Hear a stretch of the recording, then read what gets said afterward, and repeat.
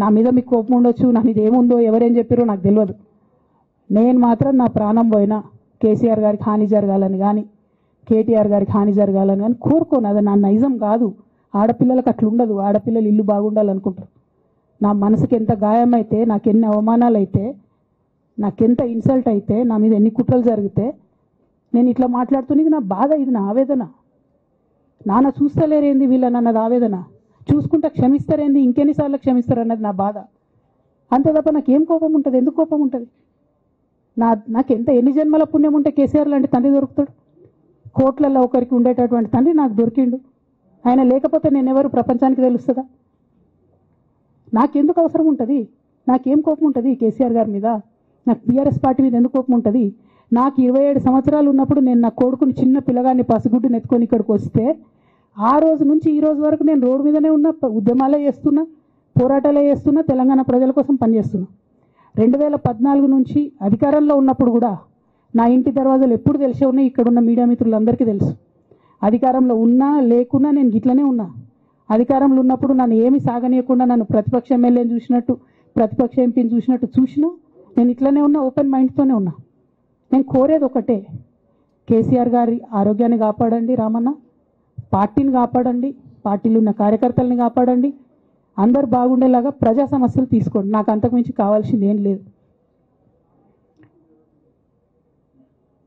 కానీ మొన్న అసెంబ్లీలో అర్ధరాత్రి దాకా పెట్టి రేవంత్ రెడ్డి గారు కేసీఆర్ గారిని తిడుతుంటే దయ్యాలు వేదాలు వాళ్ళు ఇస్తున్నట్టు అనిపించింది నాకైతే.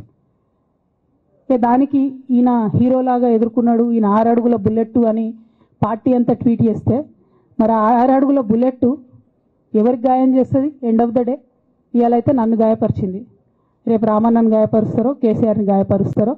జాగ్రత్తగా ఉండండి రామన్న, నేను చెప్పేది ఏం లేదు. జాగ్రత్తగా ఉండండి, కేర్ఫుల్గా ఉండండి. అట్ ద సేమ్ టైం ఈ హరీష్ రావు గారి కారణంగా గమ్మత్ ఏముంటుందంటే, ఒకసారి హంపీకి పోతారు వీళ్ళందరూ, మీ అందరికీ తెలుసు ఆ స్టోరీ.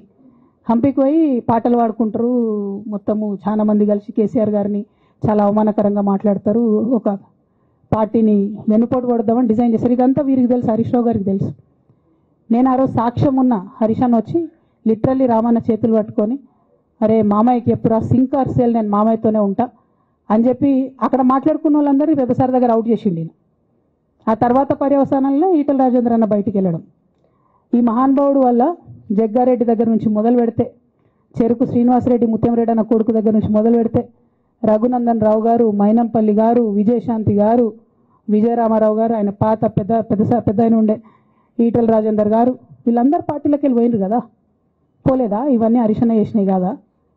ఆనాడు దుబ్బాక ఉప ఎన్నిక ఎందుకు ఓడిపోయినాం? దుబ్బాక ప్రజలకు ఇప్పటికి కూడా గుర్తుంటుంది. వాళ్ళందరూ ఒకటే మాట చెప్తారు, ఈయన సిద్దిపేటకు తప్ప రూపాయి రానియాడు దుబ్బాకకు, ఈయన వచ్చి ప్రచారం చేసిండు కాబట్టి మేము ఓటేయాలని ఓపెన్గా చెప్పారు ఆనాడు ఎన్నికలలో. దానికి ఏం రాపించుకుంటాడు ఈయన పేపర్లల్లో? ఒంటరి పోరాటం చేసి ఓడిన హరీష్ రావు. అసలు ఓడిపోయింది మీ వల్ల కదా. మీరు మీడియా మేనేజ్మెంట్లో సూపర్, అలా డౌట్ ఏం లేదు.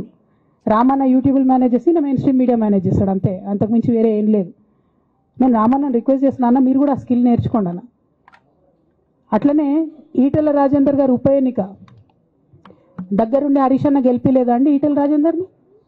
ఆనాడు పీసీసీ అధ్యక్షుడిగా ఉండి రేవంత్ రెడ్డి గారు ఏమంటారు, కాంగ్రెస్ పార్టీ ఓడిపోతుంది ఇడా అని చెప్పి ఆయన ముందే డిక్లేర్ చేసిండు, ముందే చేతులు ఎత్తేసిండు. హరీష్ అన్న ఆడ పోయి కూర్చొని మరి ఈటల రాజేందర్ అన్నని గెలిపించొచ్చిండు. ఈ బంధం రేవంత్ రెడ్డి గారిది హరీష్ రావు గారిది అప్పటి నుంచి కొనసాగుతుంది, కొత్త బంధం ఏం కాదు ఇది. నేను కేసీఆర్ గారిని పెద్దల్ని రిక్వెస్ట్ చేసేది ఒకటే, ఈయన చేస్తున్న నక్కజిత్తుల్ని దయచేసి గమనించండి. ఇలా నేను బయట పోతా కావచ్చు, నాదేముంది, ఉద్యమంలోకి వెళ్ళి వచ్చినా మళ్ళీ ఉద్యమంలోకే పోతా, నాకు భయం ఏముంటుంది, నాకు ఎన్నడూ పదవుల మీద ఆశ లేదు.